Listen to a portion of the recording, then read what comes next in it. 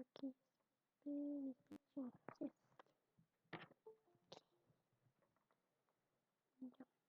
Esta oportunidad vamos a continuar el tema que anteriormente habíamos empezado, ¿no? Que era la evaluación económica y social de proyectos. De anterior hemos alcanzado, a ver este concepto básico que se refería a la evaluación social y hemos mencionado que lo más importante de una evaluación social es ayudar, ¿no?, a satisfacer las necesidades de un sector, de una parte de la población. En la evaluación social también hemos mencionado que no necesariamente buscamos generar una utilidad, ¿no?, como cuando realizamos una evaluación privada. Luego, lo más importante de este tema ya habíamos mencionado de igual manera. Desde este tema para adelante, ¿no?, es importante dominar, entender las gráficas, ya de las curvas de oferta y demanda, es decir, la gráfica del precio versus la cantidad, porque a partir de este tema vamos a empezar a utilizar los mismos conceptos hasta terminar el semestre, ¿ya?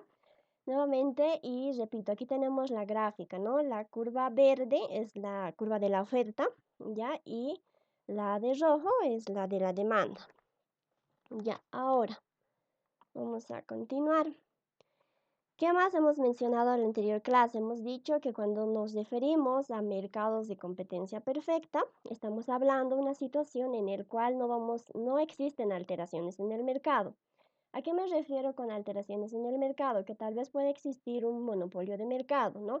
Un monopolio es cuando, por ejemplo, solo una empresa acapara todo el mercado, ¿no? O tiene un producto exclusivo que es muy necesario y este tal vez puede subir los precios y la sociedad necesariamente tiene que adquirir ese producto, ¿no? Aunque los precios estén elevados. Eso se refiere a un monopolio de mercado, ¿ya?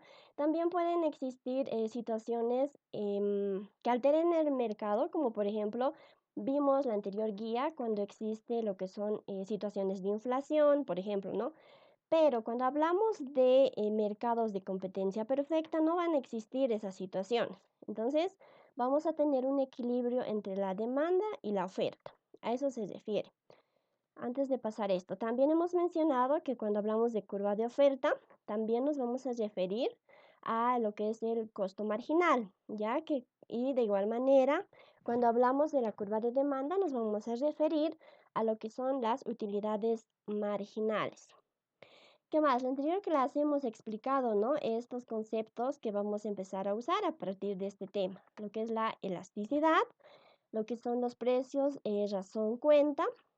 Hemos analizado uno por uno la gráfica de la demanda y de igual manera de la oferta. No hemos dicho que es muy importante dominar cómo funciona, cómo construir estos dos tipos de gráfica, de demanda y de oferta. Y repito nuevamente, tenemos que saber, ¿no?, encontrar nuestras áreas, ya sea del excedente del consumidor, el precio del bien, si nos referimos a un gráfico de demanda o una curva de demanda. Y de igual manera, cuando nos referimos a una curva de oferta, nosotros tenemos que saber hallar dónde está esa área del excedente del productor, el costo de producir. A partir de estos dos gráficos básicos, y que son muy importantes, vamos a empezar a construir los demás gráficos y vamos a empezar a entender mejor los demás temas, ¿no? Entonces, les repito nuevamente, es importante dominar estos dos gráficos, ¿no?, donde tomamos en cuenta la curva de la demanda y la curva de la oferta.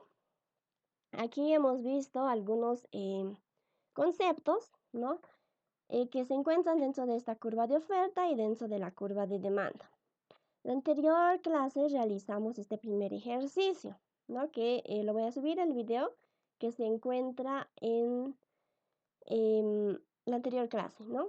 Hemos realizado este primer ejercicio y hemos llegado hasta este inciso, ¿no? Ahora, el día de hoy vamos a continuar con lo que es el siguiente ejercicio. Ya este ejercicio está referido a lo que es la elasticidad, ¿ya? Nosotros estamos analizando una situación de mercado. Entonces, dentro de esta situación de mercado, este concepto de elasticidad es muy importante y lo aplicamos bastante en lo que es microeconomía, ¿ya? La elasticidad para nosotros, bueno, se va a referir a todo el comportamiento que podemos nosotros tener dentro del mercado, ya sea referido a las demandas, las ofertas, los ingresos, ¿no? De bienes y servicios, ya sean de productores y consumidores, ¿ya? Existen dos tipos de elasticidad, la elasticidad de la demanda y la elasticidad de la oferta, ¿no? Estos dos conceptos ustedes lo van a investigar, ¿no? Y bueno, lo voy a poner dentro de lo que es el repaso. Ya chicos, entonces empezamos con este primer ejercicio del día de hoy, que nos dice de la siguiente manera. Creyendo que los agentes económicos tienen sensibilidad al precio, ¿ya? Se determinó que la elasticidad precio de la demanda de un producto X es menos un medio y la elasticidad precio de la oferta es más 1. Calcular inciso A la disponibilidad a pagar por 10 unidades si el precio del bien es $5. Inciso B, el excedente del consumidor si el precio del bien es $5 y se consumen 10 unidades. La disponibilidad a recibir si se producen 8 unidades y el precio del bien si es $4. ¿Ya? Aquí vamos a corregir esta parte. Esto es dólares, ¿no? $4. Inciso D, el excedente del productor si los precios del bien es de $4 y se producen 8 unidades. Entonces, este ejercicio, como les mencionaba, y todos los ejercicios que vamos a realizar, nos hablan de situaciones de mercado en donde tenemos ofertantes, demandantes, productores, ¿no? Y consumidores. Entonces, primero que nada, nosotros vamos a anotar lo que son los datos para este ejercicio, ¿no? Y tenemos la demanda.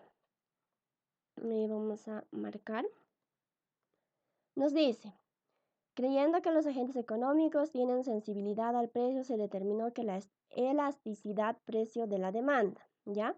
Entonces, nuestro primer dato es la elasticidad precio de la demanda de un producto, nos da negativo, ¿no? ED, que significa elasticidad de la demanda, que es igual a menos 0,5. Luego nos dice de un producto X, ¿ya? Y la elasticidad precio de la oferta también nos menciona es 1, en este caso es positivo, ¿ya? Tenemos esos dos datos. Tenemos que calcular la disponibilidad a pagar, ¿ya? Por 10 unidades, si el precio del bien es $5. ¿A qué se refiere la disponibilidad a pagar, chicos?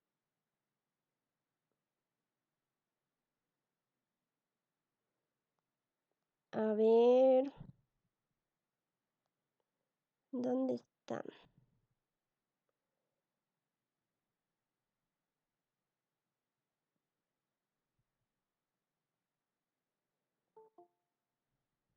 A ver, el que acaba de ingresar. Luis Weimar, Luis Weimar Callacho. ¿A qué se refiere la disponibilidad a pagar?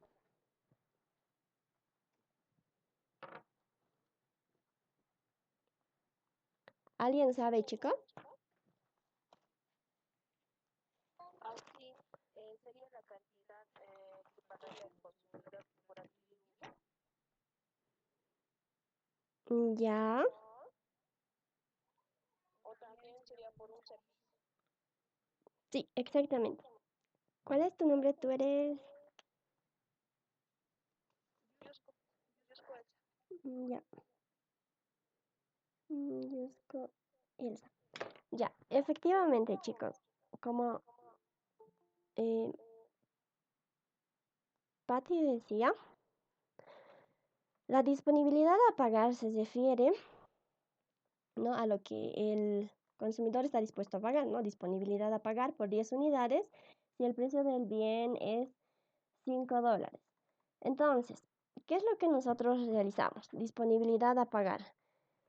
Nosotros, para que ustedes puedan darse de cuenta de mejor manera, la disponibilidad a pagar lo vamos a calcular con nuestra curva de demanda, ¿no? Esta curva de demanda en el gráfico que hemos explicado al inicio. Me pide a mí disponibilidad a pagar. Primero tenemos que entender el concepto. Luego tengo que yo graficar. ¿Y cómo grafico si tal vez no entiendo nada, digamos? ¿Ya? Les había mencionado al inicio, estas dos gráficas son bien importantes. ¿Dónde está la disponibilidad a pagar? Aquí, ¿no? En la primera parte, donde menciona demanda, dice DAP, disposición a pagar. Entonces, esto se refiere que yo tengo que realizar, ¿no?, una gráfica con la demanda usando la ecuación, bueno, mis directa, ¿dónde está? Esto seguimos en el inciso A. Tenemos que usar nuestra función de demanda, ¿no? Ya, aquí estamos. Disponibilidad a pagar. Nosotros tenemos que graficar, ¿ya? Y hacer uso de nuestra función de demanda. ¿Qué hemos dicho? Nosotros hemos mencionado, ¿no?, que tenemos que realizar siempre una gráfica de precio versus la cantidad. Entonces, tenemos nuestra gráfica del precio versus la cantidad. Entonces, estamos diciendo la disponibilidad a pagar. Eso está referido a nuestra curva de demanda. Entonces, nosotros empezamos, ¿no?, y graficamos nuestra curva de demanda. Ya aquí tenemos nuestra curva de demanda, ¿ya? Para empezar. ¿Qué más? En los datos a nosotros nos dan, bueno, nos dicen, ¿no?, por 10 unidades y el precio del bien es 5. Entonces, nos dice que el precio del bien es $5 y la cantidad son 10 unidades, ¿ya? Entonces, nosotros tenemos, ¿no?, en nuestra gráfica decimos que nuestra cantidad en el eje X, ¿no?, nos habla acerca de las cantidades, es 10. Y en el eje Y nos habla acerca de los precios. Entonces, nos dan estos datos directamente, ¿no? Si la cantidad es 10 unidades y el precio es $5. Nos dice que calculemos la disposición a pagar. ¿Qué es? Ya, entonces, como estamos hablando de la elasticidad, ¿ya? En este caso, la elasticidad de la demanda. Eso significa que mi pendiente me tiene que dar negativo. Cuando nosotros hablamos de la elasticidad de la oferta, eso significa que mi pendiente me tiene que dar positivo, ¿ya? Entonces nosotros vamos a empezar calculando la pendiente.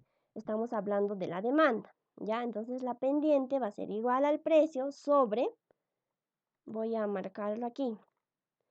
Con esta ecuación yo voy a calcular la pendiente, ¿no? Va a ser el precio que es igual a $5 por la elasticidad me da menos 0,5, ¿ya? O un medio nos mencionaba en los datos, ¿no?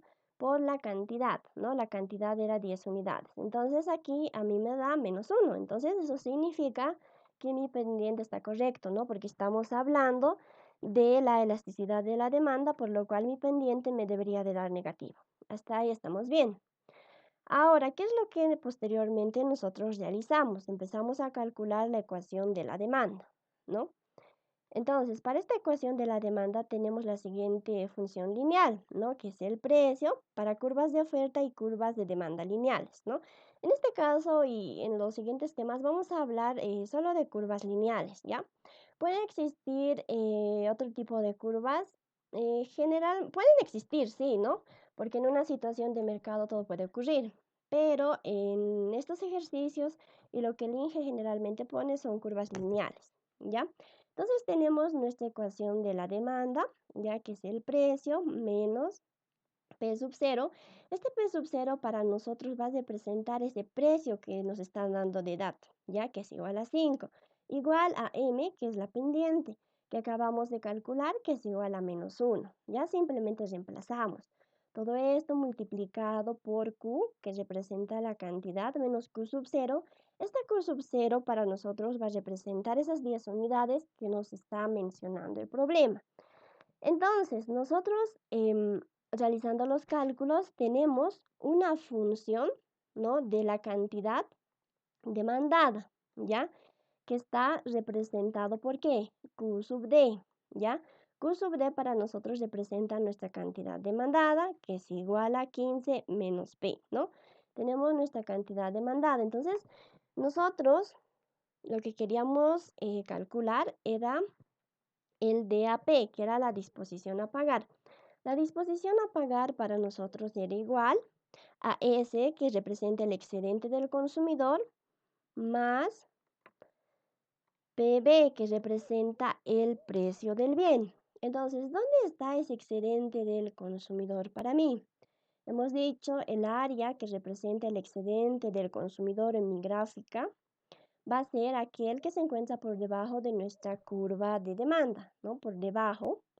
Entonces, para mí sería este, ¿no? El excedente del consumidor, por debajo de la curva de demanda y por encima del precio. Lo voy a marcar de color amarillo. Este sería para mí esa área que representa el excedente del consumidor.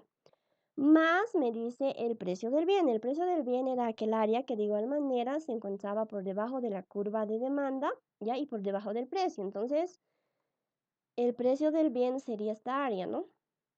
Que lo estoy marcando de color rojo. Entonces, para yo poder calcular la disposición a pagar, necesito saber cuánto es el área del excedente del consumidor y de igual manera del precio del bien, ¿no? Este sería el área para el precio del bien. Bueno, de igual manera está aquí con dos flechitas, ¿no? Que nos representa cada área. Entonces, ¿qué es lo que yo digo? Para el excedente del consumidor, la anterior clase les había mencionado que tenemos dos maneras de poder calcular esa área, ¿no? Ya sea integrando o también por sacando áreas, ¿no? Decimos, para este excedente del consumidor va a ser base por altura sobre 2 porque es un triángulo, ¿no? Su base puede ser 10, ¿no? Y su altura puede ser 10 de igual manera, ¿no? Base por altura sobre 2. Entonces, esa área la tenemos aquí. Base por altura sobre 2, 10 por 10 sobre 2. Más el precio del bien, que es igual 10 por 5, ¿no? Más 50. Por lo tanto, nuestra disposición a pagar a nosotros nos da $100. Ya entonces, eso respecto al inciso A. Ahora, ¿qué nos mencionaba el inciso B? Vamos a ir atrás. El inciso B a nosotros nos decía que calculemos el excedente del consumidor si el precio del bien es $5 y se consumen 10 unidades. ¿Cómo calculo el excedente del consumidor y cómo gráfico, chicos? ¿Quién me dice?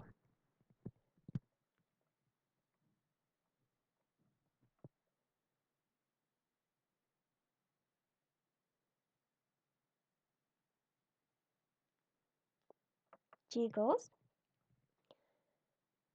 como se han podido dar de cuenta, ya hemos calculado el excedente del consumidor, ¿no? Hemos dicho que era esta área. Esta área era el excedente del consumidor, por lo cual ya tenemos esa área. Entonces simplemente ponemos, no era 50. Entonces el inciso B nosotros ya lo hemos calculado para poder responder el inciso A. Ahora el inciso C nos dice la disponibilidad a recibir si se producen 8 unidades y el precio del bien es $4. Disponibilidad a recibir. Entonces, vamos a ir atrás. Disponibilidad a recibir. ¿Con qué tenemos que trabajar? ¿Con nuestra curva de demanda o con nuestra curva de oferta?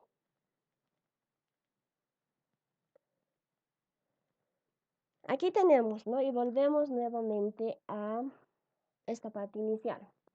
Nos dice que podamos calcular la disponibilidad a recibir. Entonces, ¿dónde nosotros podemos encontrar la disponibilidad a recibir? Aquí, con nuestra curva de oferta. Eso significa que yo tengo que realizar un gráfico del precio versus la cantidad, pero tomando en cuenta mi curva de oferta, ¿ya? Entonces, vamos a ir adelante.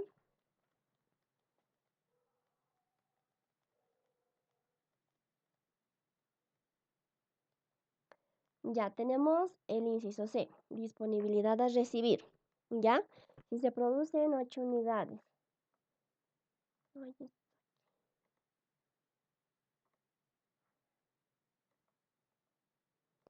Ya, la cantidad a producir son 8 unidades, ¿ya? Y el precio del bien va a ser $4 por unidad.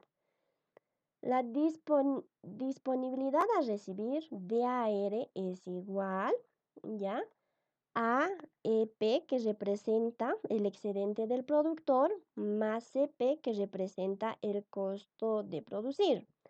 Entonces, yo tengo que graficar, ¿no? Mi gráfico de precio versus la cantidad. tomando en cuenta mi curva de oferta. Entonces, en esta parte inferior yo tengo mi gráfica de precio versus la cantidad y grafico mi curva de oferta, ¿no? Esto es mi curva de oferta, ¿ya? En la primera plana de la guía ustedes pueden encontrar en dónde se encuentran esas dos áreas, ¿no?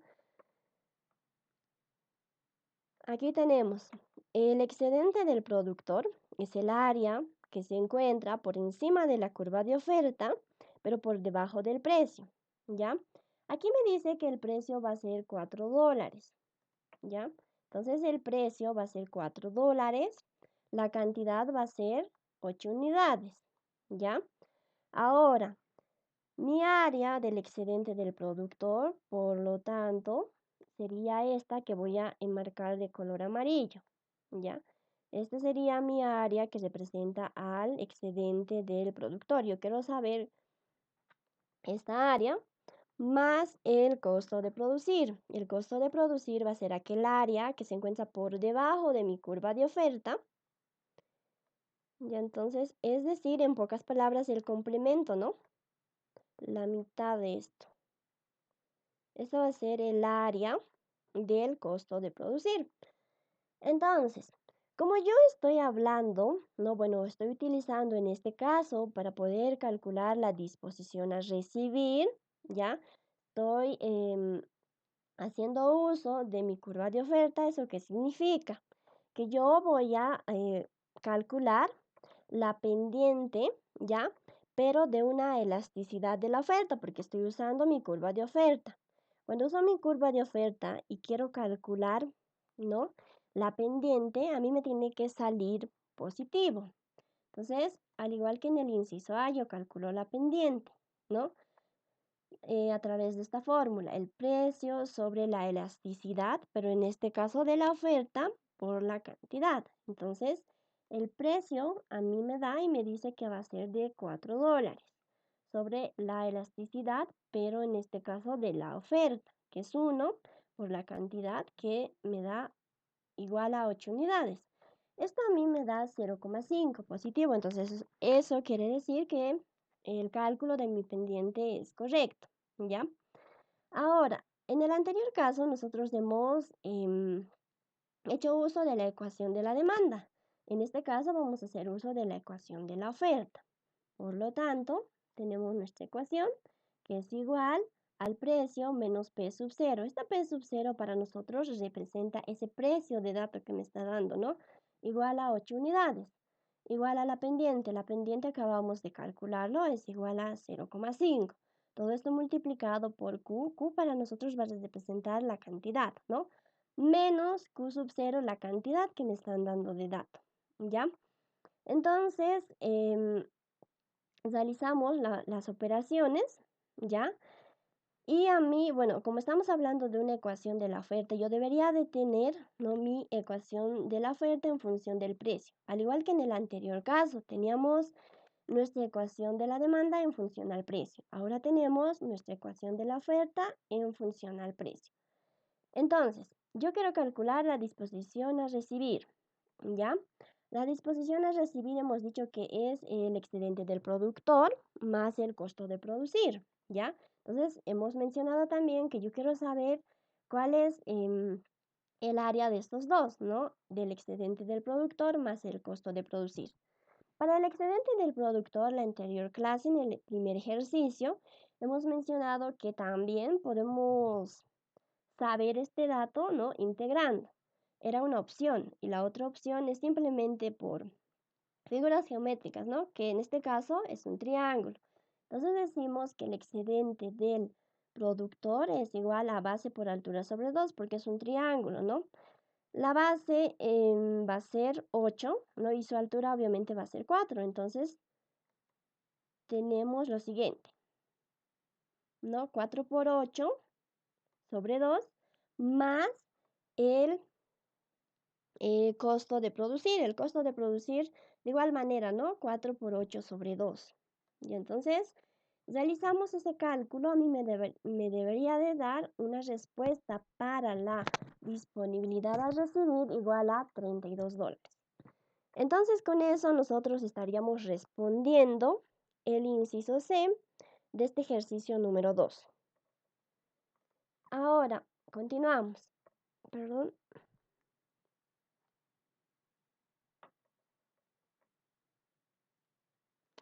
Ya, tenemos un inciso D, ¿no? En esta parte de elasticidad, que no lo he incluido aquí. Ya, entonces, como ya saben cómo calcular el inciso C, hemos calculado la disponibilidad a recibir, hemos calculado el excedente del consumidor en el inciso B. El inciso D nos pedía el excedente del productor, si los precios del bien son de $4 y se producen 8 unidades. Entonces, chicos, el inciso D ustedes lo van a realizar. Bueno, se los voy a poner el mismo ejercicio, pero va a ser parte del repaso. Ya es exactamente lo mismo, solamente que en este caso, para el excedente del productor, ustedes tienen que... A ver, un momento, por favor.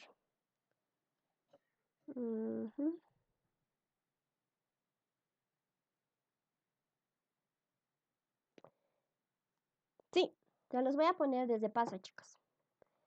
Y de igual manera este ejercicio para que ustedes puedan resolver el inciso D, que es exactamente lo mismo. ¿Sí? ¿Tienen alguna pregunta respecto al inciso 2, chicos? Bueno, respecto al ejercicio 2 hasta ahora.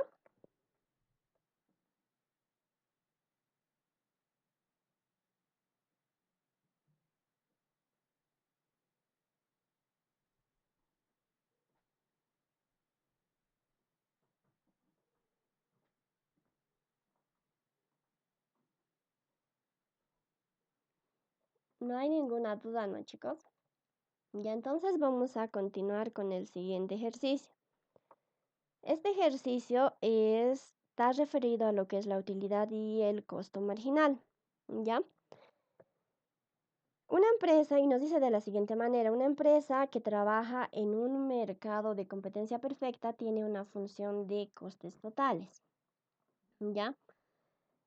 Tenemos nuestra función de costo total, que está en función de la cantidad, ¿no? La Q al cubo menos 36Q al cuadrado más 540 por Q más 600. Las funciones de oferta y de demanda en este mercado son, en este caso nos dan directamente nuestras funciones de oferta y demanda en función del precio. En los anteriores ejercicios lo que nosotros realizábamos era despejar, ¿no? Y convertirlo a esta forma, ¿no? A la cantidad de oferta y a la cantidad demandada. ¿Para qué? Para poder igualar, ¿no? Porque generalmente en los anteriores ejercicios nos decía que tenemos, por ejemplo, una situación de equilibrio de mercado. En este caso ya está despejado, ¿no? La función de oferta y la función de demanda. Inciso A nos dice calcule qué cantidad producirá para maximizar beneficios. Inciso B, ¿cuál es el beneficio máximo que obtendrá? Entonces, primero que nada, en este tipo de ejercicios, ¿ya? Nos dice maximizar beneficios, ¿ya? Entonces, esto es bien importante. Cuando nosotros hablamos de maximizar beneficios, nosotros tenemos dos condiciones importantes. La primera condición, ya para maximizar beneficios, es la siguiente, que el costo marginal tiene que ser igual al precio. Ya, esta es una primera condición cuando nosotros hablamos de maximizar beneficios en una situación donde nosotros tenemos lo que son utilidad y costos marginales. ¿Ya? Entonces, el ejercicio nos da esta función de coste total, nos da una función de oferta y nos da una función de demanda. Entonces, nosotros hallamos el precio de equilibrio.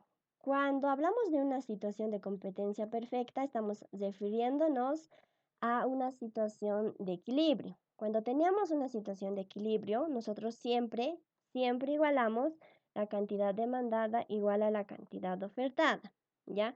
¿Por qué realizamos esto? Porque decimos una situación de equilibrio donde no existen alteraciones en el mercado. Por eso es que generalmente en este tipo de ejercicios, ¿no? De este tema y los temas posteriores que vienen, nosotros vamos a hacer uso ya de esta condición, ¿no? De, en el cual mencionamos que la cantidad demandada es igual a la cantidad ofertada para poder hallar nuestros diferentes puntos dentro de nuestra gráfica, ya sean puntos para las cantidades o ya sean puntos para los precios. Ya entonces, simplemente aquí nosotros igualamos, ¿no? La cantidad demandada. Esta cantidad demandada se encuentra aquí, ¿ya? 4.000 menos 10 del precio igual a la cantidad ofertada. Esta cantidad ofertada es igual a 5 veces el precio menos 500. Entonces, como ustedes pueden observar, tenemos una variable que fácilmente lo podemos despejar. Y tenemos lo siguiente, 4.500 igual a 15 veces el precio. Entonces, nosotros despejamos y tenemos el precio de equilibrio, ¿ya? Que es igual a 300 unidades monetarias por unidad. Entonces, como ya tenemos el precio de equilibrio, nosotros también podemos sacar la cantidad de equilibrio, ¿no? Entonces, en este caso no estamos calculando, bueno, aquí ya no se encuentra, pero si ustedes quieren, pueden calcular la cantidad de equilibrio, ¿no? ¿Cómo calculamos esa cantidad de equilibrio? Simplemente reemplazamos, ¿no? Reemplazamos ya sea en la curva de oferta o en la curva de demanda. Entonces, nosotros tenemos esta condición, lo que es para el costo marginal. Hemos dicho que para maximizar los beneficios, ya nosotros necesitábamos igualar el costo marginal igual al precio. Ahora, este costo marginal nosotros necesitamos derivarlo, ¿no? Y decimos lo siguiente. El costo marginal, ya, es igual este costo marginal, ay, perdón, a ver, este costo marginal para nosotros es igual, ya, entonces, este costo marginal es igual a la derivada parcial del coste total sobre la cantidad, ¿ya? Entonces, este costo marginal nosotros lo derivamos, que va a ser igual a, bueno, vamos a ir atrás. Perdón, atrás.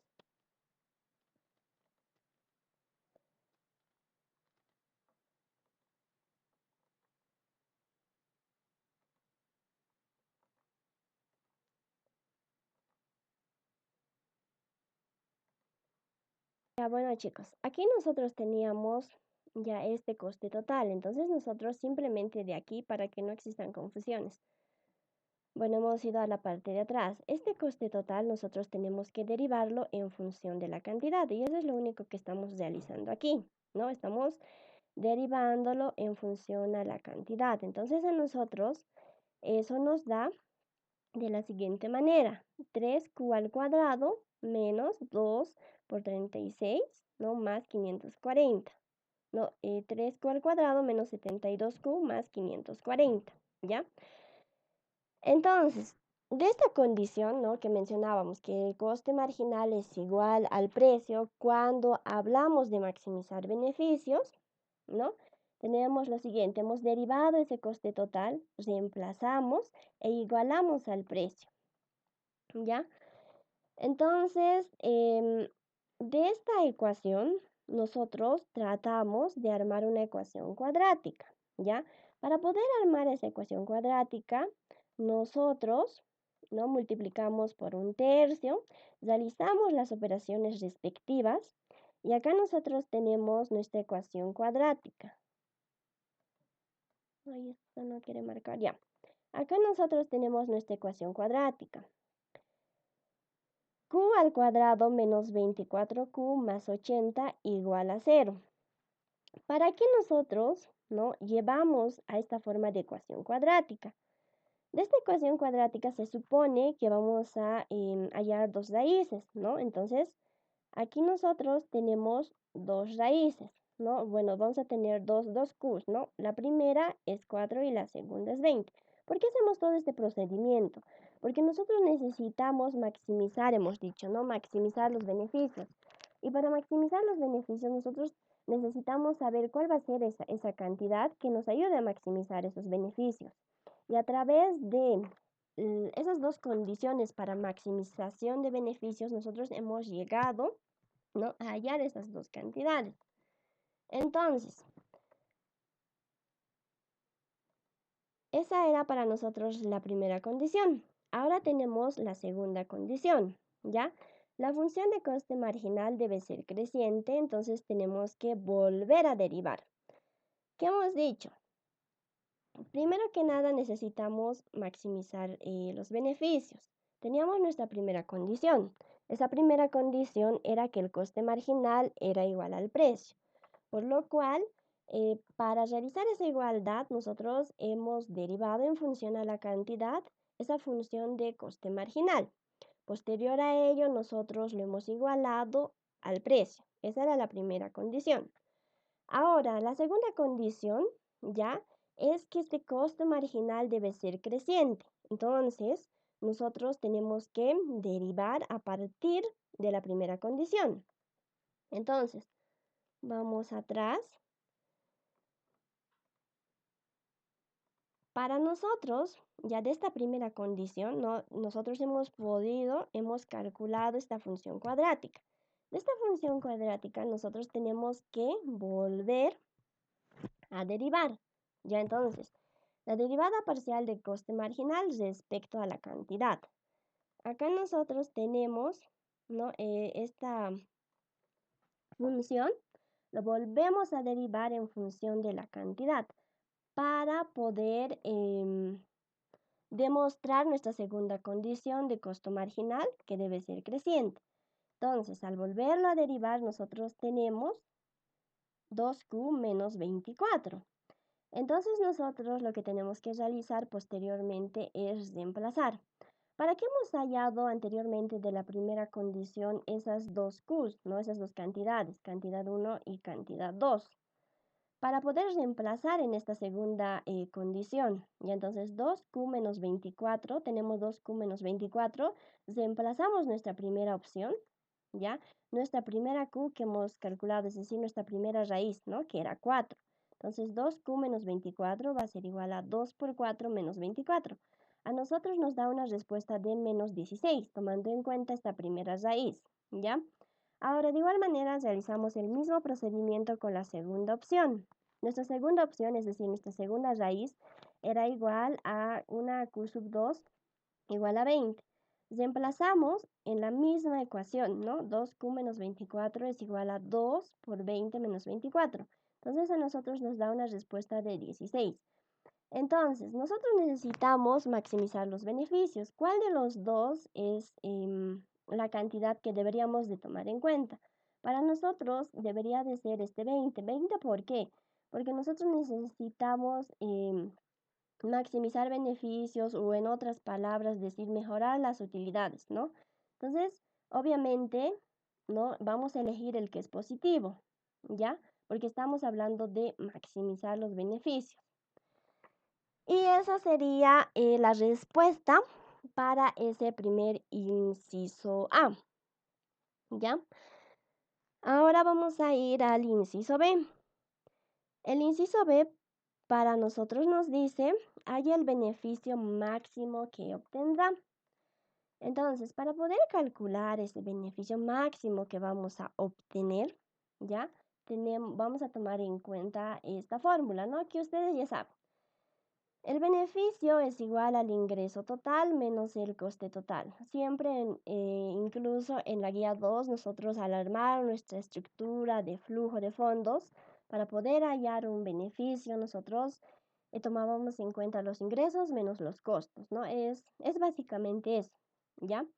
Pero aquí, bueno, son los ingresos totales. En este caso, cuando nos referimos a ingresos, nosotros estamos hablando no solamente del precio, ¿no? Porque aquí también existen cantidades. Por eso el ingreso total para nosotros va a ser el precio por la cantidad, ¿no? Menos el costo total.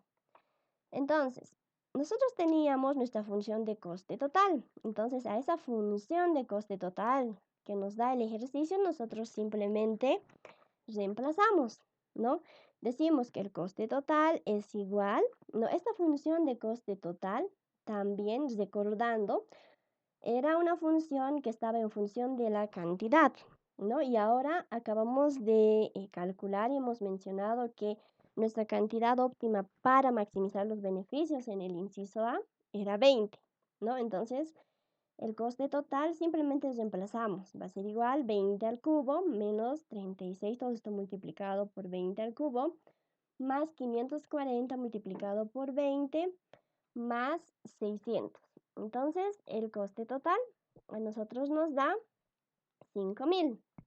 Por lo tanto, ya tenemos este coste total. Ahora sí vamos a poder reemplazar para poder hallar esos beneficios, ¿no? El beneficio máximo que vamos a obtener. Entonces, el beneficio va a ser igual ya al precio por la cantidad. El precio es 300 por la cantidad que son 20 que hemos calculado en el inciso A, menos el coste total que acabamos de calcular igual a 5.000. Entonces, el beneficio máximo que vamos a obtener en estas condiciones es de 1.000 unidades monetarias. Aquí no nos dice ni dólares ni bolivianos, por lo cual solo son unidades monetarias. Con eso estaríamos respondiendo este inciso B de este ejercicio. ¿Tienen alguna pregunta hasta aquí, chicos?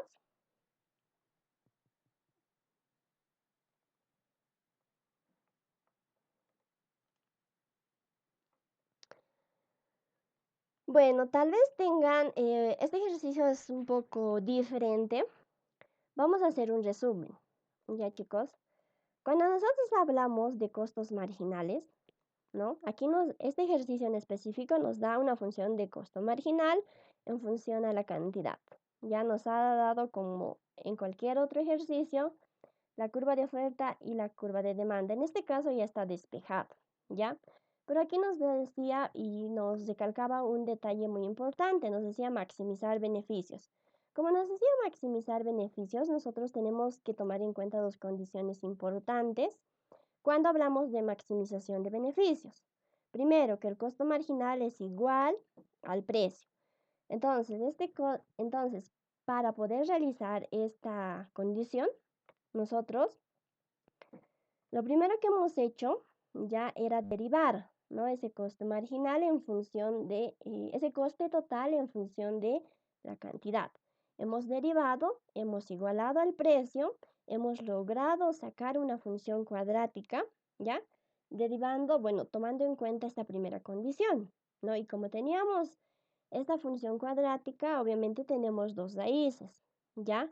Entonces hemos sacado el valor de estas dos raíces, ¿ya? Es decir, Q sub 1, la cantidad sub 1 y la cantidad sub 2. Entonces a nosotros nos pedía específicamente calcular la cantidad que es necesario producir para nosotros poder maximizar esos beneficios. Y como los dos eran positivos, no sabíamos cuál era la respuesta. Como no se sabe cuál es la respuesta, entonces nosotros necesitamos hacer uso de una segunda condición, ¿ya? Para el coste marginal, en donde hemos vuelto a derivar, ¿no? En función de la cantidad y teníamos esta expresión, ¿no? Y esta ecuación nosotros hemos reemplazado esas dos raíces que hemos logrado obtener, Q sub 1 y Q sub 2, para saber cuál de los dos es la respuesta, ¿no? Para poder, cuál de las dos es la respuesta, es decir, cuál de las dos cantidades debemos de producir para maximizar los beneficios. Entonces, en esta ecuación nosotros hemos reemplazado, ¿no? La primera opción nos da una respuesta de menos 16. Obviamente al ser negativo ya no nos ayuda a maximizar los beneficios, ¿no? Y la segunda opción nos da positivo, por lo cual la respuesta es que nosotros tenemos que producir 20 unidades para poder maximizar los beneficios.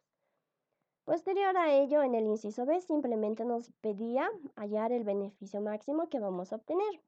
Para este beneficio máximo nosotros hemos tomado en cuenta esta relación, ¿no?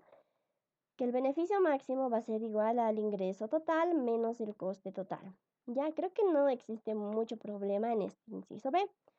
Y si tienen alguna duda, chicos, háganlo ahora, por favor.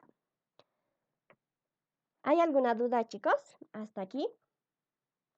Bueno, chicos, como creo que han entendido a la perfección, continuamos con este ejercicio, con el siguiente ejercicio, que es el número 4, que está referido a lo que viene a ser el equilibrio de mercado, ¿ya? Y nos dice de la siguiente manera: suponga que hay 18 productores, cada uno de los cuales tiene una curva de oferta igual. Ya tenemos nuestra curva de oferta que está en función a la cantidad.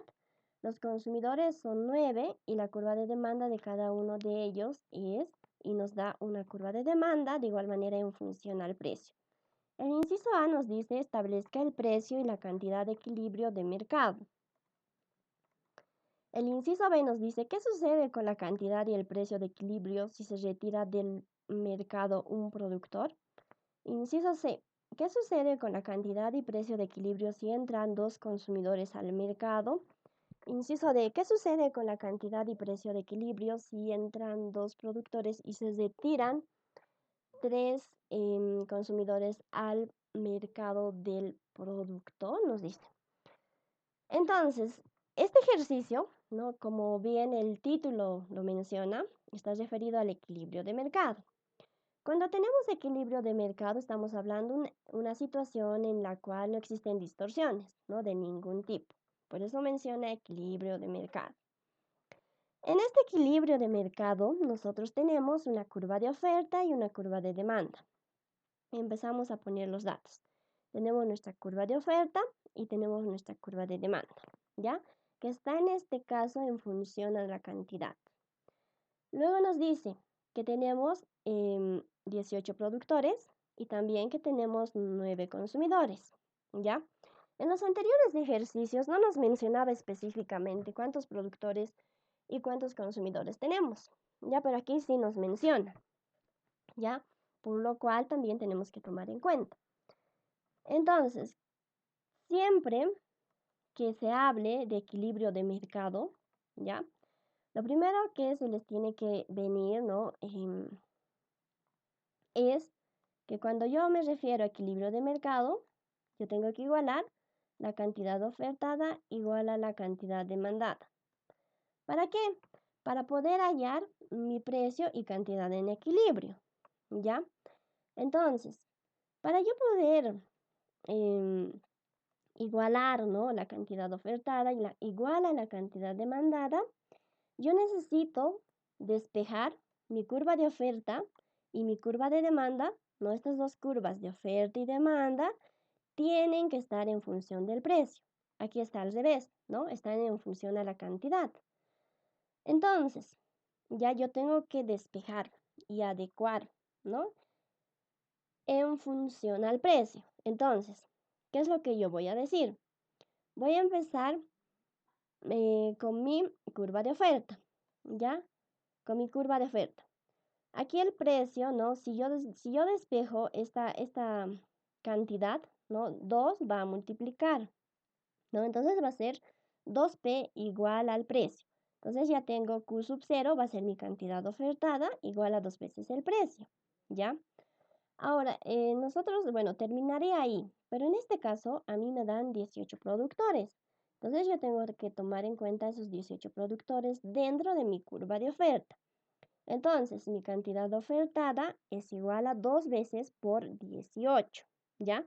Por lo cual, mi curva de oferta va a ser de la siguiente manera, ¿no? Q sub 0 igual a 36 del precio. Esa va a ser mi curva de oferta. Esta curva de oferta, ¿no? Ya voy a poder igualar, ¿no? En esta ecuación. Ahora, hago el mismo procedimiento, pero para la curva de demanda. De igual manera aquí, mi curva de demanda está en función a la cantidad, pero yo necesito que esta curva de demanda esté en función al precio, ¿ya? para poder igualar, ¿no? Y reemplazar en esta ecuación. Entonces, realizo despejo y realizo lo siguiente. Tengo que despejar esta cantidad, ¿no? Entonces tengo P menos, este 10 puede pasar a restar, ¿no? P menos 10 igual a menos 1/2 por la cantidad. Sigo realizando operaciones. 2 veces la cantidad menos 20 va a ser igual a menos la cantidad, ¿no? Entonces, finalmente yo voy a tener que mi cantidad demandada va a ser igual a 20 menos el precio. Entonces ya lo he despejado, ¿no? Mi curva de demanda de tal manera que este esté en función al precio. ¿Para qué? Para poder igualar en esta ecuación, ¿no? Pero aquí me dice que tengo 9 consumidores. Entonces yo tengo que tomar en cuenta esos 9 consumidores. Por lo tanto, digo que mi curva de demanda es igual a 20 por 9. Ya aquí tengo 20 por 9 menos 2 por 9 del precio. Entonces, finalmente mi curva de demanda va a ser igual a 180 menos 18 del precio.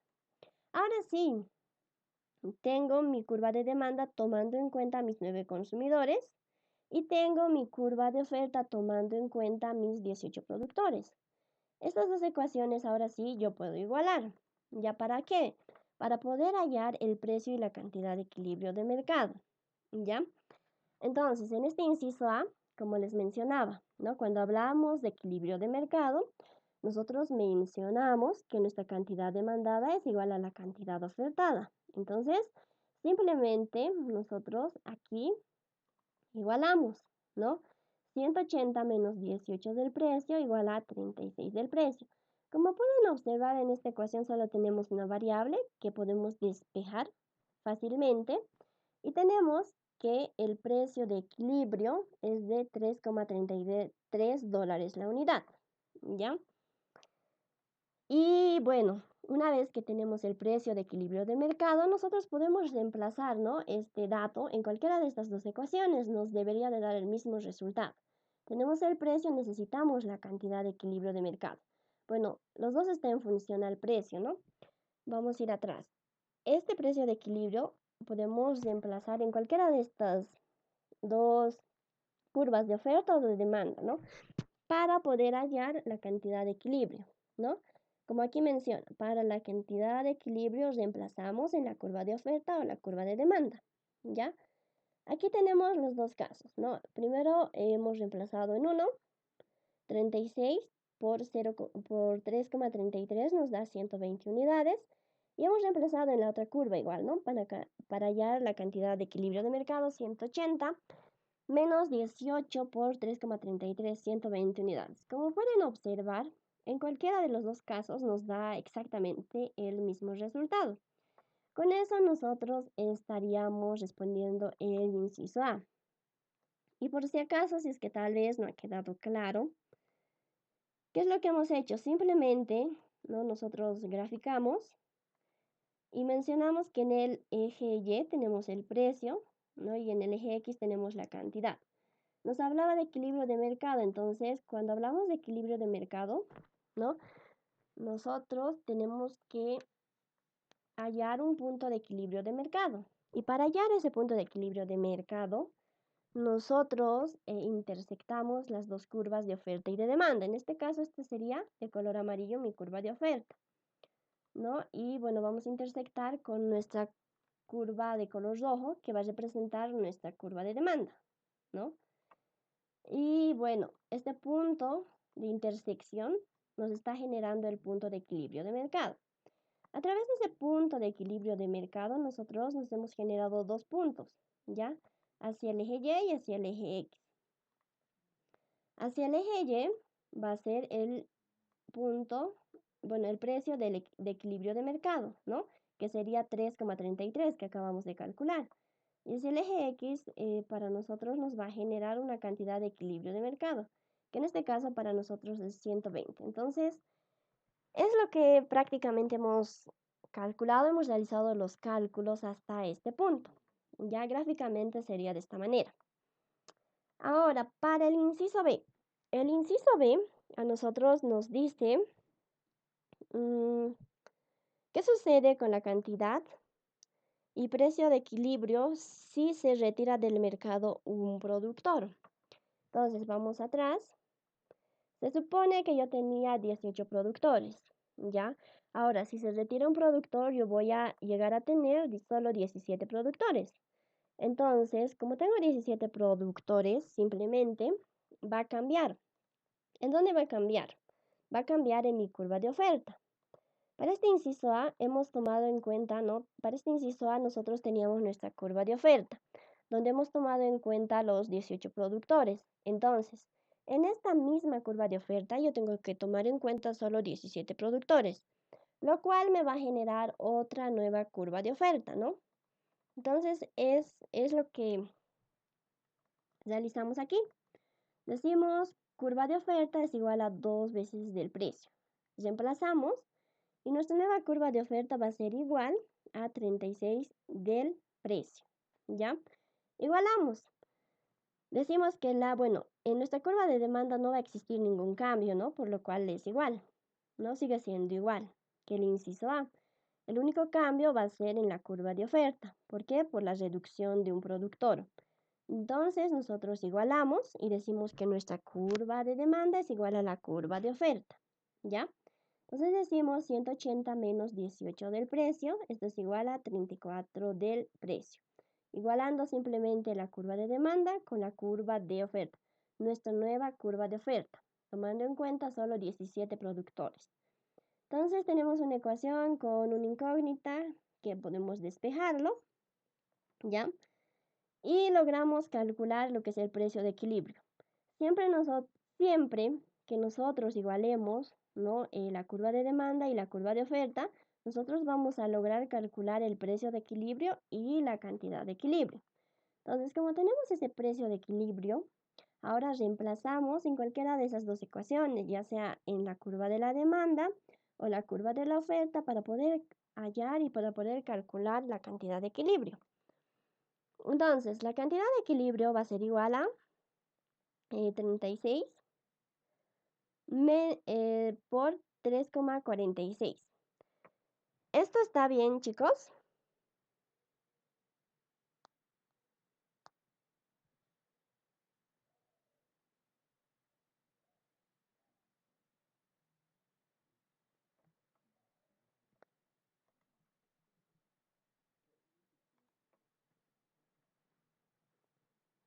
Camila Pairo Alarcón, ¿estás ahí?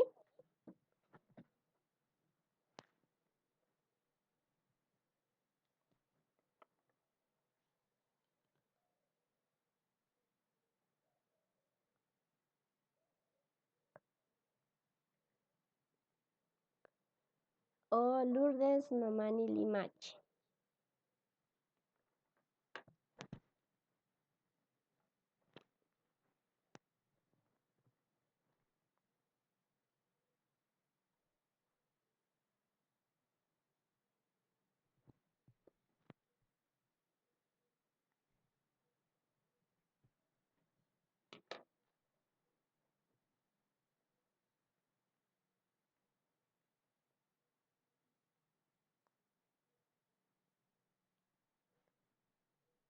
Melba Milka.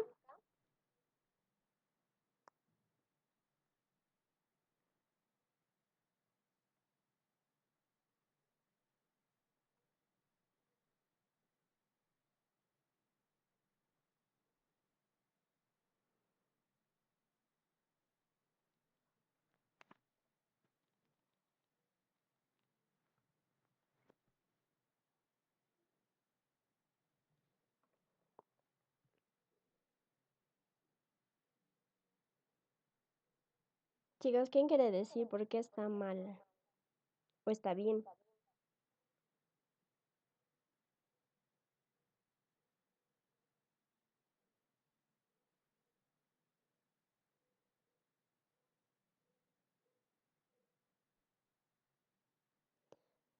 No, chicos, está mal.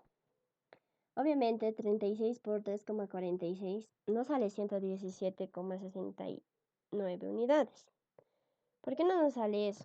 Bueno, aquí hay un pequeño error. Nosotros teníamos que, bueno, en nuestras condiciones iniciales, ya nosotros para poder calcular la cantidad de equilibrio hemos reemplazado, ¿no? En esta ecuación, ¿no? 36 por 3,33. Pero en este inciso B nosotros hemos reducido un productor. Simplemente tenemos 17 productores. Entonces, aquí debería de ser 34, 34, bueno, aquí tenemos, aquí debería de ser que mi cantidad en equilibrio es igual a 34, todo esto por 3,46, ¿ya? 34 por 3,46. Entonces, de esta manera, sí, a mí me va a dar este resultado, ¿no? ¿Por qué, por qué 34 y no 36? Porque aquí es menos un productor, ¿no? Y eso a mí me ha generado una nueva curva de oferta. Entonces, yo estoy reemplazando en esta nueva curva de oferta tomando en cuenta menos un productor. Entonces, aquí lo cambian, es 34 por 3,46, ¿ya? Eso sí, a mí me debería de dar este resultado, ¿no? 36 por 3,46. 34, perdón, sigo diciendo 36. 34 por 3,46, 117,69 unidades. Entonces, la cantidad de equilibrio está bien, ¿no? La respuesta está bien.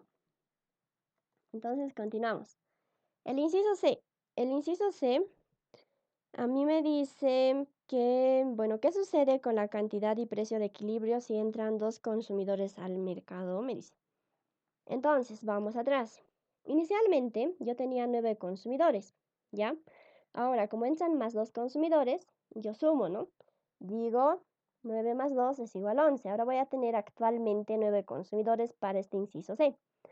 Por lo cual, como tengo más 9 consumidores, ¿no? Va a variar lo que es mi curva de demanda. En el inciso B variaba lo que es la curva de oferta. Ahora varía lo que es la curva de demanda. Por lo cual yo voy a decir que mi cantidad demandada para esta nueva condición va a ser igual a 20 por 11 menos 2 por 11 del precio. Entonces yo voy a tener una nueva curva de demanda, ¿no? Tomando en cuenta más esos dos consumidores. En total voy a tener 11, ¿ya? Entonces mi nueva curva de demanda va a ser igual a 220 menos 22 del precio. Entonces hago el mismo procedimiento. Igualo y digo que mi cantidad demandada es igual a mi cantidad ofertada. Mi nueva curva reemplazo, ¿no? Reemplazo mi nueva curva de demanda. Mi nueva curva de demanda es igual a 220 menos 22 del precio y mi oferta es igual a 36 del precio. Mi oferta no cambia, ¿no? Solo cambia mi curva de demanda. Tengo una ecuación con una incógnita que fácilmente puedo despejar, ¿no? Y de esa manera voy a poder calcular lo que es el precio de equilibrio, que en este caso me va a dar igual a 3,77 dólares la unidad. Como yo tengo este precio de equilibrio, yo voy a poder reemplazar en cualquiera de las dos ecuaciones, ya sea de oferta o de demanda, para poder calcular la cantidad de equilibrio, ¿no? Que me da 136,44. Entonces, esa sería mi respuesta a este inciso C. Ahora, continúo con el inciso D.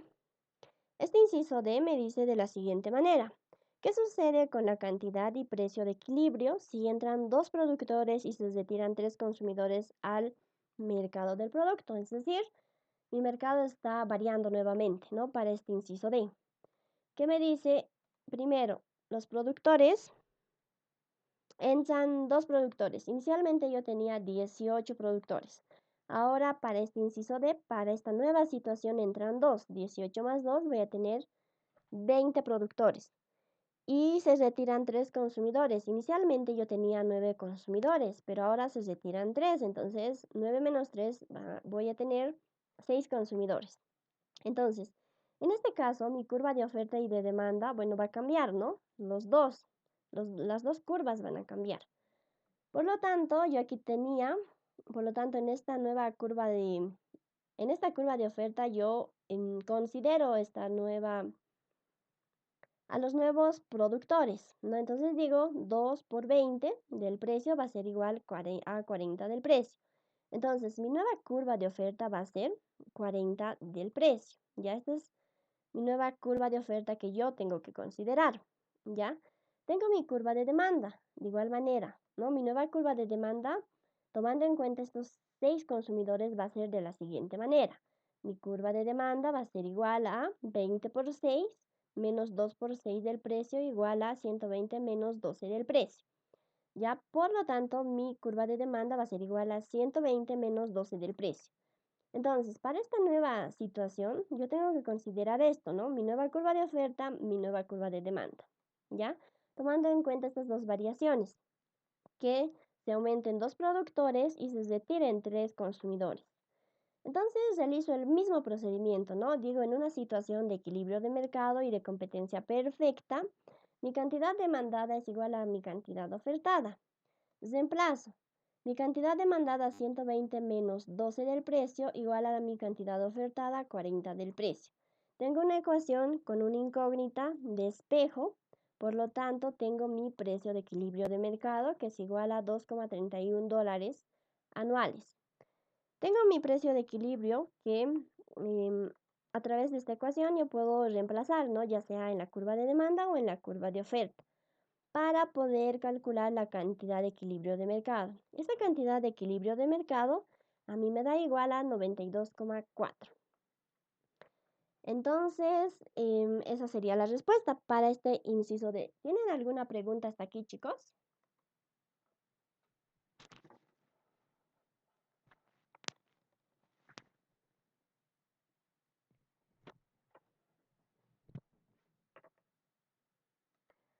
Bueno, como creo que han entendido muy bien, vamos a continuar al siguiente ejercicio, ¿ya? Básicamente lo que hemos realizado en este ejercicio es simplemente considerar diferentes escenarios dentro de dentro de un mercado, ¿no? En el cual en algunas situaciones, para algunos incisos, han aumentado productores, han reducido productores, bueno, han aumentado o han disminuido productores y consumidores. Simplemente eso. En todos los incisos a mí me pedía calcular el precio y la cantidad de equilibrio, ¿no? Tomando en cuenta esas subidas y bajadas que puedan existir dentro de un mercado de productores y consumidores. Simplemente eso. Creo que no existe mucho problema porque en todos los casos hemos simplemente calculado los precios y cantidades en equilibrio. Pero si existiera alguna duda, chicos, por favor háganmelo saber ahora. Ya, ahora. Bueno, vamos a continuar con el siguiente ejercicio. Que bueno, este ejercicio ya es un ejercicio referido a lo que es la evaluación socioeconómica, ¿no? Este tema estamos hablando básicamente de evaluación económica y social de proyectos, ¿no? Y este ejercicio está referido a la evaluación socioeconómica. Y nos dice de la siguiente manera. Un proyecto produce cierto tipo de bien. Los precios y cantidades estimados durante los próximos años se presenta en el cuadro adjunto, nos dice. Aquí a nosotros nos brinda, bueno, un cuadro, ¿ya? En el cual estamos analizando varios años, 2021, 22, 23, 24 y 25. Nos dan cantidades de producción para cada año, ¿ya? Y también precios de venta para cada año. El proyecto genera una externalidad positiva en el consumo, de manera tal que los precios desde el punto de vista socioeconómico para cada uno de los años se ven afectados en un 20%. La inversión se realiza en el año 2020, alcanza a $5,000 desglosados en materiales importados, 15%, mano de obra no calificada rural, 35%, mano de obra semicalificada, 10%, materiales y equipos locales, 30% y mano de obra calificada, 10%. Entonces, ¿qué más nos dan? Aquí nos dan inversiones, ¿no? Y nos dice que tenemos una externalidad positiva en el consumo Y desde el punto de vista socioeconómico, para cada uno de los años se ven afectados en un 20%. Ya. Los costos. Nos han brindado inversiones, ahora tenemos costos. Los costos de operación, el primer año de funcionamiento del proyecto alcanzaban a $7,000, los cuales crecerán a una tasa del 2% anual y pueden ser desglosados en la misma proporción que para la inversión. Otros datos para el ejercicio. Aquí nos dice que tenemos que considerar un impuesto del 25% sobre las utilidades. IUE, ¿no? Como ustedes ya saben y hemos aprendido cuando armamos nuestra estructura de flujo de cajas, el IUE generalmente es del 25% y aquí nos recalca, ¿no? Y nos dice que no va a existir otro tipo de impuestos, no va a existir IVA compras, no va a existir IVA ventas, ¿ya? Nos da la razón precio cuenta de la divisa 1,16, razón precio cuenta para cada uno de los ítems de inversión que nosotros hemos considerado en la anterior tabla, ¿no? Aquí nos decía la inversión se realiza en el año 2020 y alcanza $5,000 desglosados en materiales importados, ¿no? Y demás ítems a considerar. Nos da la razón precio cuenta para cada uno de esos ítems. Ya, entonces aquí tenemos la razón precio cuenta para cada uno de ellos. Luego nos dice la tasa social de descuento, ¿ya? Anteriormente nosotros decíamos el interés de oportunidad para poder calcular el valor actual neto, ¿no? Ahora estamos tomando en cuenta, bueno, es un sinónimo, ¿no? La tasa social de descuento. Cuando analizamos proyectos de inversión socioeconómica. Tasa del mercado financiero. Esto es no para un proyecto netamente privado. Tasa del mercado financiero. Ahora nos dice, se solicita, inciso A, establecer la conveniencia de aprobar el proyecto mediante el cálculo del BANS. BAN-S significa simplemente valor actual neto social, ¿no? Inciso B, establecer la rentabilidad desde el punto de vista privado mediante el cálculo del BAMP. BAMP simplemente significa valor actual neto privado. Entonces, ¿qué es lo que nos está pidiendo aquí, perdón? Poder calcular el valor actual neto tanto social y tanto privado. Y obviamente vamos a poder realizar la comparación, ¿no? Tomando en cuenta la razón precio cuenta. Entonces, como ustedes saben, ¿no? Cuando nos piden generalmente calcular el valor actual neto, nosotros tenemos que construir nuestra estructura de flujo de fondos privado y también social para poder tener nuestro flujo de fondos, ¿no? Al final. Entonces, vamos a empezar a realizar los siguientes cálculos. Primero que nada, realizamos la estimación de los ingresos, ¿ya? Privados y sociales. ¿Para qué realizamos todo esto? Como les mencionaba, tenemos que construir nuestra estructura de flujo de fondos para una situación privada y para una situación social. Entonces, nosotros con las tablas iniciales que nos dan de datos, nosotros vamos a empezar a construir eso. Entonces, analizamos inicialmente los ingresos privados y sociales. Entonces, en esta parte nosotros tenemos, bueno, en la parte inferior tenemos un cuadro, ¿ya? Tenemos un cuadro y bueno, hasta acá, bueno, lo que estoy remarcando de color amarillo ya tenemos de dato, ¿no? Nos dan los precios privados y las cantidades en unidades para cada año. 2021, 22, 23, 24 y 25.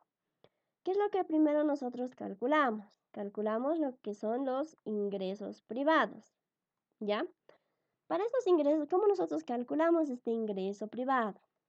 Nosotros decimos 20 por 200, es decir, el precio privado por la cantidad. 20 por 200 me da igual a 400.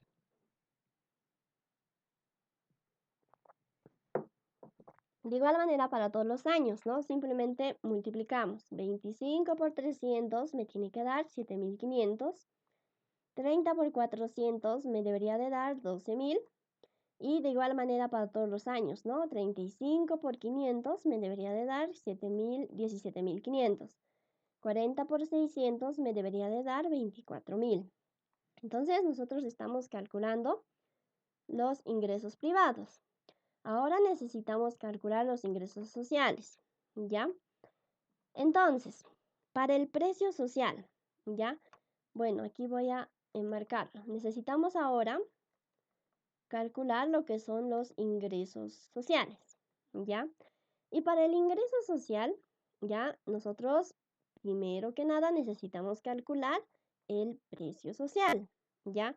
¿Cómo calculamos ese precio social? Nosotros decimos que el precio social, bueno, es igual al precio del mercado, ya es decir, ese precio del mercado que es igual a 20 por la razón precio cuenta, ¿ya? La razón precio cuenta, ya es decir, 20 por 1,2, ¿ya? Porque ¿de dónde sacamos este 1,2? El enunciado nos mencionaba que vamos a tener un 20% para cada año. Por eso es 20 por 1,2 igual a 24, ¿no? Para el precio social del primer año. Acá se encuentra 24, el precio social del primer año. Realizamos el mismo procedimiento para cada año. Entonces, el siguiente año, el precio de mercado es 25 por 1,2, me da 30, ¿no? Acá está 30. Para el año 2023, debería de ser 30 por 1,20, me debería de dar 36, ¿no? 35 por 1,20, 42. 40 por 1,20 me debería de dar 48. Entonces, de esa manera es como nosotros vamos calculando inicialmente el precio social para posteriormente calcular el ingreso social. Ahora pasamos al ingreso social. ¿Cómo calculamos ese ingreso social? El precio social, ¿ya? Por la cantidad a ser vendida. El precio social es 24, ¿no? Por 200, las unidades que vamos a vender. 24 por 200 es igual a 4.800. 30 por 300 es igual a 9.000, ¿no? Y de igual manera para cada año, ¿no? Para el año 2021, 2022, 2023, 2024 y 2025. Entonces, hasta aquí hemos realizado el análisis, ¿no? De los ingresos privados y sociales. Estos ingresos nosotros al final los vamos a llevar a nuestro flujo de caja a nuestro flujo de caja social y flujo de caja privado, para posteriormente poder calcular el valor actual neto privado y social, ¿no? Y realizar la comparación. Ahora, nosotros vamos a analizar, ¿no? Lo que son las inversiones. Hemos analizado ahorita lo que son los ingresos. Ahora vamos a analizar lo que son las inversiones. Nosotros tenemos una inversión privada de 5.000, ya directamente. Y lo que tenemos que hacer ahora es calcular la inversión social, ¿ya? Entonces, ¿qué es lo que nosotros tenemos aquí? Tenemos nuestro primer ítem, ¿no? Estos ítems nos dan de dato, ¿no? Cada ítem representa algo, ¿no? Nos dan de dato en el ejercicio, ¿no? Y también tenemos lo que viene a ser los porcentajes para cada uno, ¿no? Entonces, para la inversión, ¿ya? Tenemos la siguiente columna, que es la inversión. ¿Cómo nosotros calculamos esta inversión? Ya decimos 5.000, ya para una inversión social. Estamos hablando de la inversión social. 5.000 por 0,15, ¿no? El porcentaje es 0,15, a mí me da 750. 5.000 por 0,35, a mí me da 1.750, ¿ya? Decimos 5.000 por 0,1 me debería de dar 500. Y de igual manera para los siguientes, ¿no? 5.000 por 0,3, ¿no? Y finalmente los siguientes, ¿ya? Ahora, aquí en esta parte, de igual manera nosotros tenemos lo que son las razones precio-cuenta en la cuarta columna. Esto de igual manera nosotros nos dan de dato, ¿no? Esta razón precio-cuenta, simplemente lo único que estamos realizando aquí es copiar, ¿no? Estamos copiando las razones precio-cuenta para cada ítem, ¿ya? Entonces, ¿qué es lo que nosotros decimos? Calculamos la inversión social. ¿Cómo calculamos esta inversión social? A través de la inversión que hemos calculado, ¿no?, en esa tercera columna por la razón precio-cuenta. Es decir, 750 por 1,16 a mí me da 870, ¿no? Esto para el primer ítem. Perdón, para el primer ítem. Luego, de igual manera, ¿no?, yo tengo 1750 por 0,64 para el segundo, ¿no? 1120. MONCR, bueno, cada sigla en estos ítems me dice al inicio, ¿no? La inversión se realiza en el año 2020, alcanza 5.000, desglosados en, por ejemplo, materiales importados. MI representa materiales importados. Entonces, lo que estamos realizando aquí es simplemente calculando la inversión social. Para poder calcular esta inversión social, nosotros estamos haciendo uso de la relación precio-cuenta, ¿ya? Entonces, estamos calculando, ¿no?, para cada ítem con el uso de la relación precio-cuenta, para finalmente tener una inversión total de 4.205. Ya una inversión social de 4.205. Entonces, continuamos. Ya hemos calculado los ingresos, las inversiones, tanto para el área privada y social. Ahora lo que vamos a realizar es el cálculo de los costos, ¿ya? Entonces, ¿qué es lo que decimos en esta parte? Decimos, bueno, para los costos. Empezamos para el primer año, ¿ya? En el ejercicio, bueno, nos mencionaba, ¿no?, en los datos, nos decía los costos de operación el primer año de funcionamiento del proyecto alcanzaban a $7.000. Los costos crecerán a una tasa del 2% anual y pueden ser desglosados en la misma proporción que para la inversión, ¿ya? Entonces, nosotros aquí en nuestra primera columna, ¿no?, nos dice, pueden ser desglosados en la misma proporción que para la inversión. Para la inversión nosotros hemos tomado en cuenta, ¿no?, todos estos ítems, ¿no?, que representaba mano de obra importada, ¿no?, y todo lo demás. Entonces, de igual manera vamos a empezar a desglosar. Los porcentajes van a ser los mismos, ¿no?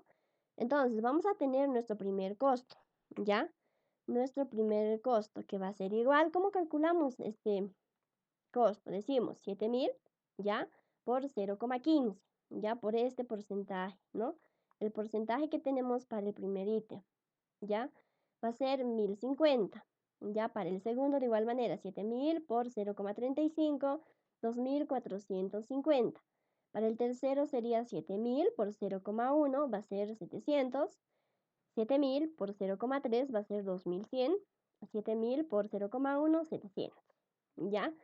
Y bueno, volvemos a copiar la razón precio-cuenta. ¿Ya? Esta razón precio-cuenta es exactamente igual, ¿no?, que al anterior caso, ¿no? O bueno, son los datos que el problema nos da, ¿no? La razón precio-cuenta. Entonces, ahora sí podemos calcular el costo social para este primer año. Entonces, ¿cómo calculamos ese costo social? Decimos 1.050 por la razón precio-cuenta. 1.050 por 1,16 nos da 1.218. 2.450 por 0,60 nos da 1.568. 700 por 0,43 nos da 301. 2.100 por 1, 2.100. 700 por 1, 700. Entonces sumamos, ¿no?, y tenemos un total del costo social para el primer año de $5.887. Ahora, realizamos lo que son la proyección de costos. ¿Por qué? Porque este análisis que acabamos de realizar es simplemente para el primer año, ¿ya? En el ejercicio nos dice que estos costos van a crecer a una tasa del 2% anual. Entonces, por ese motivo es que nosotros realizamos esta proyección de costos. Entonces, aquí armamos un cuadrito para realizar esa proyección, en donde tenemos todos los años, ¿no?, y los costos sociales. Vamos a empezar con los costos sociales. Entonces decimos lo siguiente, ¿no? Para nuestro primer año era 5.887, ¿no? Entonces nosotros tenemos que empezar a crecer a una tasa del 2% anual. Por lo cual, decimos lo siguiente, 5.887 por 1,02 es 6.004,74, ¿no? Entonces, para el año 2022 tenemos 6.004,74, ¿ya? Entonces, de igual manera realizamos el mismo análisis, tiene que ir creciendo, ¿no? En un 2%. Entonces, decimos, ¿no? 5.887 por 1,02 al cuadrado me da 6.124,83 para el año 2023. Para el año 2024, 6.247,33. Para el año 2025, 6.372,28. ¿Ya? Entonces, ahora sí, bueno, este costo a mí me va a ayudar, ¿no? Para poder armar mi estructura de flujo de caja para el proyecto social, ¿ya? Ahora, ¿qué es lo que hacemos en el, bueno, tenemos que realizar, ¿no? De igual manera la proyección de costos, pero para el costo privado. Entonces decimos lo siguiente, ¿no? Armamos otro cuadrito donde tenemos todos los años, ¿no? Desde el 2021, 22, 23, 24 y 25. Tenemos los costos privados. El costo privado netamente era de 7.000, ¿no? Estos 7.000 tiene que ir creciendo a un 2% anual, por lo cual decimos 7.000 por 1,02, ya es igual a 7.140, ¿no? 7.140 para la gestión 2022. Y tiene que seguir creciendo en un 2% anual, ¿no? Por eso es 7.000 por 1,02 elevado al cuadrado, igual a 7.282,8 para la gestión 2023. Y de igual manera, ¿no? Tiene que ser 7.000 por 1,02 al cubo para la gestión 2024, que es igual a 7.428,46. Y decimos 7.000 por 1,02 elevado a la cuarta, ¿no? Ya sería, sí, elevado a la cuarta, nos debería de dar 7.577,03. ¿Ya? Entonces, es decir, estamos proyectando nuestros costos con un crecimiento del 2% anual, tanto para los costos sociales y para los costos privados. ¿Qué es lo que hemos realizado hasta ahora? ¿Ya? Nosotros necesitamos calcular el valor actual neto social y privado. Para poder calcular ese valor actual social neto y privado, yo necesito armar mi estructura de flujo de fondos privado y social, lo que hemos aprendido en la guía número 2. Entonces, antes de armar esa estructura, nosotros hemos empezado a analizar lo que son los ingresos privados y sociales. ¿Por qué? No podemos poner los datos directamente en la estructura de flujo de fondos, porque aquí tenemos que tomar en cuenta la razón precio-cuenta. Esta razón precio-cuenta se toma en cuenta porque estamos analizando un proyecto social, ¿ya? Entonces, por eso es que hemos empezado a analizar lo que son los ingresos. De igual manera, hemos analizado las inversiones, ¿no? Privadas y sociales, ¿no? Hemos analizado los costos y también nos daban otras características, ¿no? Para cada ítem. Entonces, hemos tomado en cuenta todas esas características y bueno, hemos calculado, ¿no? Lo que son los costos, los ingresos, ¿no? Para finalmente poder armar nuestro flujo de fondos para un proyecto social y privado. Entonces, como ya hemos analizado todo y hemos realizado los cálculos, ahora sí podemos armar nuestro flujo de fondos para un proyecto social. Vamos a empezar con el social. Entonces, nosotros hemos, bueno, aquí nos dan 1, 2, 3, 4, 5 años, ¿ya? 5 años de evaluación. Entonces tenemos 2021, 2022, 2023, 2024 y 2025. Como ustedes saben, siempre existe un año cero, ¿no? Un año cero en el cual yo puedo invertir, ¿ya? Entonces, en todo caso, aunque en los datos no me den ese año cero, yo lo tomo en cuenta, ¿no? El año de inversión, que en este caso para mí va a ser el 2020. Entonces, tengo los siguientes ítems. El ingreso social. Ese ingreso social va a ser de 4.800, 9.000, 14.400, 21.000 y 28.800. ¿De dónde yo saco esos datos? Vamos a ir a la parte de atrás, a nuestro primer análisis. ¿Ya? Aquí, en este primer análisis, cuando hemos hecho este cuadrito, hemos tomado en cuenta, hemos hecho el análisis, ¿no? Para los ingresos privados y sociales. Aquí nosotros teníamos esos ingresos sociales para cada año, 4.800, 9.000, 14.400, 21.000 y 28.800. Estos datos nosotros lo trasladamos a nuestra estructura de flujo de fondos para el proyecto social. Aquí está, ¿no? Entonces, básicamente todo esto hemos trasladado de los cálculos anteriores que hemos realizado. De igual manera, ¿no? El costo social, ¿no? El costo social, aquí tenemos nuestro segundo ítem. ¿De dónde estamos sacando esto? De aquí, ¿no? Aquí tenemos en la parte superior, hemos proyectado con un incremento del 2% anual nuestro costo social, ¿ya? Luego, ¿qué tenemos? Tenemos lo que es la utilidad. Como ustedes saben, la utilidad simplemente es el ingreso menos el costo, ¿no? El ingreso menos el costo. Y bueno, el ejercicio nos mencionaba, eso tenemos la utilidad. Luego tenemos lo que es la inversión, ¿no? En este caso la inversión es de 4.205. ¿De dónde hemos sacado ese dato? De igual manera, de los cálculos anteriores que hemos realizado para inversión, ¿no? De social y privado, 4.205. Vamos a ir atrás.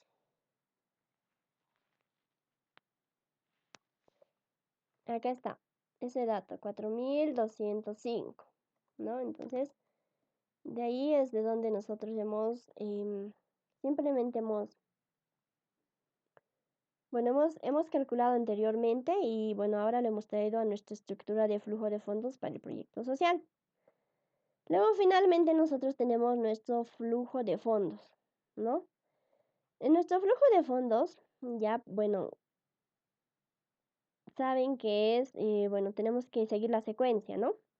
La utilidad menos la inversión, en este caso va a ser menos 4.205. No es negativo porque obviamente la inversión siempre va a ser un egreso. Y aunque aquí tú lo pongas positivo, tú sabes que por teoría esto es un egreso y por eso es negativo, ¿ya? Y aquí igual menos, tenemos el flujo para cada año, ¿no? Para cada año, desde el año 2021, 2022, 2023, 2024 y 2025. ¿Qué es lo que ahora tengo que calcularme? A mí me decía que calcule lo que es el VAN social, ¿no? El valor actual neto social. Este valor actual neto social a mí me va a dar igual a 24.482,11 dólares. Ya tomando en cuenta que una tasa social de descuento ya del 12,67%. Ya tasa social de descuento del 12,67%. ¿Por qué tomo en cuenta esta tasa social de descuento? ¿Por qué? Porque en el enunciado a mí me dice, ¿no? Tasa social de descuento. Ya anteriormente nosotros le mencionábamos interés de oportunidad. Es un sinónimo, ¿no? En términos, hablando,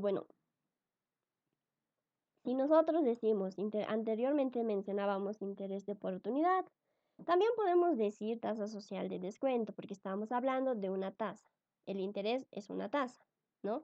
Aquí te especifica que es para una situación social, para la evaluación de un proyecto social. Entonces, tenemos que tomar en cuenta esta tasa social de descuento cuando calculamos el valor actual neto social, que es igual al 12,67%. Y cuando vamos a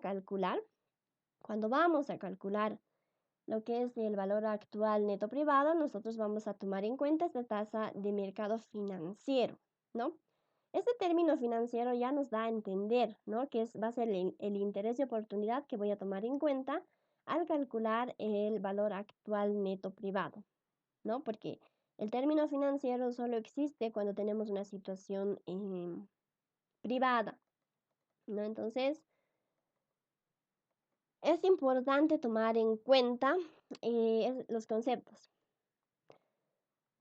Luego, bueno, y también algunos sinónimos entre términos que pueden existir en los diferentes ejercicios. Ahora, lo que posteriormente realizamos es de igual manera armar este flujo de fondos, pero para una situación privada. Entonces, hemos dicho, el proyecto nos habla de la gestión 2021, 2022, 2023, 2024 y 2025. Al armar esta estructura de flujo de fondos, ya sea para una situación privada o social, nosotros no podemos poner directamente aquí, ¿no? Desde el 2021, ¿no? Porque siempre tenemos que tomar en cuenta nuestro año de inversión, nuestro año cero, ¿no? Que en este caso para nosotros va a ser el 2020. Entonces tenemos los ingresos privados. ¿De dónde estamos sacando estos ingresos? Al igual que en el anterior caso, de los cálculos anteriores que hemos realizado, ¿no? El análisis que hemos realizado ya para ingresos, para costos, ¿no? Entonces sacamos estos datos de ahí. El costo privado, de igual manera hemos proyectado nuestros costos con un crecimiento del 2% anual, ¿no? Entonces estos datos simplemente los extraemos de ahí. Tenemos la depreciación. En este caso el ejercicio no nos dice, ¿no? Toma en cuenta la depreciación. Pero nosotros estamos considerando aquí, ¿ya? La depreciación porque estamos hablando de un flujo de fondos privado, ¿no? O financiero. Pero si en el examen existiera un problema similar, ustedes le preguntan al ingeniero si van a tomar en cuenta la depreciación, ¿ya? Ahora, ¿qué más? Estamos tomando, seguimos la secuencia y sacamos la utilidad bruta, ¿no? No tenemos otros ítems más, nos decía que no consideremos impuestos, ¿ya? Entonces, como ustedes saben, la utilidad bruta simplemente es sumar, a nuestros ingresos privados tenemos que restar los costos y la depreciación, ¿no? Tenemos la utilidad bruta, tenemos que sacarle el IUE, que es del 25%. Como ustedes saben y hemos aprendido en la guía 2, a una utilidad bruta negativa nunca le tenemos que sacar el IUE, porque el IUE representa, ¿no? El impuesto a las utilidades, es decir, cuando yo tengo ganancias, tengo que pagar ese impuesto. Y si no tengo ganancias, no puedo pagar ese impuesto, ¿no? Entonces, cuando no tengo ganancias, obviamente aquí voy a tener una cifra negativa. Y cuando sí tengo ganancias, tengo que pagar esos impuestos, ¿no? Entonces le sacamos el 25% a esta utilidad bruta cuando es positivo. Tenemos la utilidad neta, ¿no? Es decir, menos 4.000, menos 0, ¿ya? O en todo caso 3.717,20, menos 929,3. Ya tenemos la utilidad neta. Tenemos la depreciación. Si arriba sumamos, abajo restamos, ¿no? Es lo que hemos aprendido en la guía número 2. Tenemos nuestra inversión, ¿ya? En este caso aquí vamos a aumentarle, le falta un 0, ¿no? La inversión era 5.000 para el análisis privado, ¿no? Para el flujo de fondos privados. Entonces, nuestro flujo de fondos es igual a menos 5.000. Hemos dicho y repetimos nuevamente. Cuando hablamos de inversión, ¿no? Lo realizamos en el año 0, ¿no? De inversión, que en este caso para nosotros va a ser el año 2020. Y aunque aquí no existe una resta como tal, ¿no? Sabemos que este año de inversión es un egreso, por lo cual va a ser negativo, ¿no? Ay, perdón, lo he rayado con negro. Ya, entonces, por eso es menos 5.000. Continuamos. Y bueno, nos hemos quedado en la utilidad neta, ¿no? Menos 4.000 más 1.000 nos va a dar menos 3.000. Y tenemos el flujo de fondos para cada año, ¿no? Menos 640 más 1.000, 360. Y de igual manera para cada año, ¿no? Entonces, tenemos nuestro flujo de fondos para una situación privada, para un proyecto privado. Por lo cual, ahora sí podemos calcular el valor actual neto privado, que nos da igual a 24.482,11 dólares. Tomando en cuenta lo siguiente, una tasa de interés financiero del 8%, es decir, este va a ser para nosotros nuestro interés de oportunidad, ¿ya? Entonces, nosotros podemos observar, ¿ya? Que al realizar la conversión y al usar la razón precio-cuenta en una situación social, ¿no? El Ban Social nos está dando en este caso la misma cantidad, ¿no? 24.482,11 dólares. De igual manera, el Ban privado, ¿no? 24.482,11 dólares. Entonces, con eso estaríamos respondiendo a esta pregunta. Si tienen alguna duda, por favor, chicos.